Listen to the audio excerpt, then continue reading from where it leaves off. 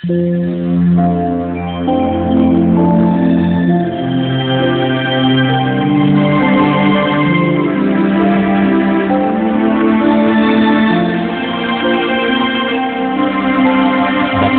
ang humabasa at ang nangakikinig ng mga salita ng hula at tumutupad ng mga bagay na nasusulat doon, sapagkat ang panahoy malapit na.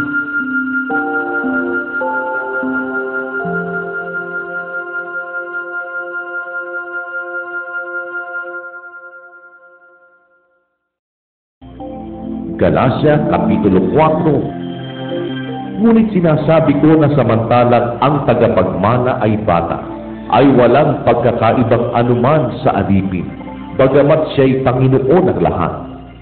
Datapwat na sa ilalim ng mga tagapag-ampon at ng mga tagapangasiwa hanggang sa panahong itinakda ng Ama. Gayon din naman tayo, nang tayo'y mga bata pa. Tayo'y nasasakop ng pagkaalipin sa ilalim ng mga pasimulang aral ng sanlibutan.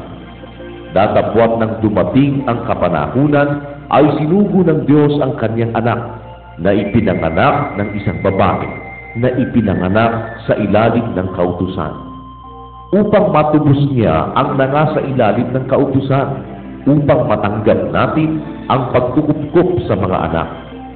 At sapagkat kayo'y mga anak, ay sinugo ng Diyos ang espiritu ng kanyang anak sa ating mga puso, na sumisigaw, Aba, Ama. Ano pat hindi ka naalipin, kundi anak, at kung anak, ay tagapagmana ka nga sa pamamagitan ng Diyos. Gayunman ng panahon yaon, sa hindi ninyo pagkakilala sa Diyos, kayo'y nasa pagkaalipin nang sa katutubo ay hindi mga Diyos. Datapwat ngayon, yamang nakikilala na ninyo ang Diyos, o ang lalong mabuting sabihin, kayo'y nangakikilala ng Diyos.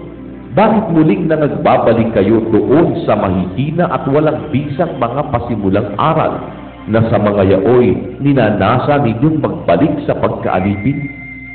Ipinangingili ninyo ang mga araw at mga buwan at mga panahon at mga taon. Ako'y natatakot tungkol sa inyo. Baka sa anumang paraan ay nagpagal ako sa inyo ng walang kabuluhan. Ipinamamanhik ko sa inyo, mga kapatid, na kayo'y magsitulad sa akin, sapagkat ako'y katulad din ninyo. Wala kayong ginawa sa akin anumang kasamaan. Datapwat na lalaman ninyo na dahil sa sakit ng laman, ay ipinangaral ko sa inyo ang ebanghelyo ng pasimula. At yaong sa inyo'y isang tukso sa aking laman, ay hindi ninyo inalipusta, ni itinakwil man, kundi ako'y tinanggap ninyong tulad sa isang anghel ng Diyos, tulad kay Kristo Jesus. Saan nga naroon yaong inyong kapalaran? Sapagkat pinatototohanan ko sa inyo na kung mangyayari, ay inyong dinukit sana ang inyong mga mata at ibinigay sa akin. Kaya nga ako bagay naging kaaway ninyo sa pagsasabi ko sa inyo ng katotohanan. May nagmamalasakit sa inyo sa hindi mabuting akala. Subalit ang ibig nila ay ihiwalay kayo upang ipagmalasakit ninyo sila. Datapwat mabuti ang ipagmalasakit sa mabuting bagay sa lahat ng panahon, at hindi lamang samantalang ako'y kaharap ninyo.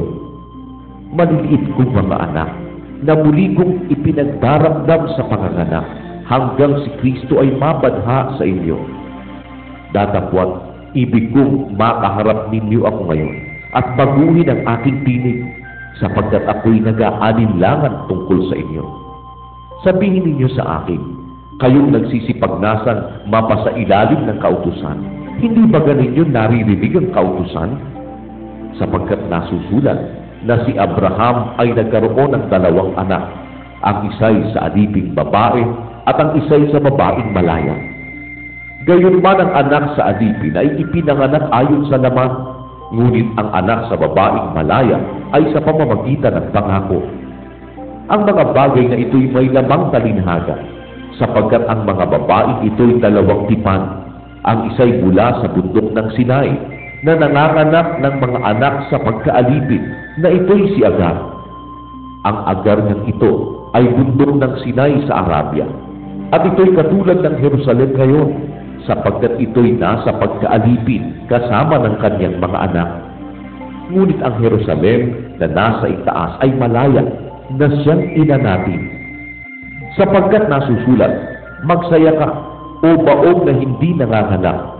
Magbiglang umawit at humiyaw ka, ikaw na hindi nagdaramdam sa panganganak, sapagkat higit pa ang mga anak ng pinabayaan kaysa mga anak ng may asawa. At tayo, mga kapatid, tulad ni Isaac, ay mga anak sa pangako.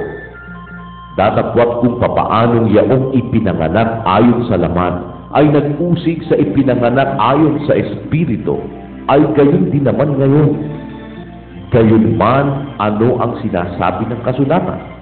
Palayasin ang aliping babae at ang kanyang anak, sapagkat hindi magmamana ang anak ng babaeng alipin na kasama ng anak ng babaeng malaya. Kaya nga, mga kapatid, hindi tayo mga anak ng babaeng alipin, kundi ng babaeng malaya.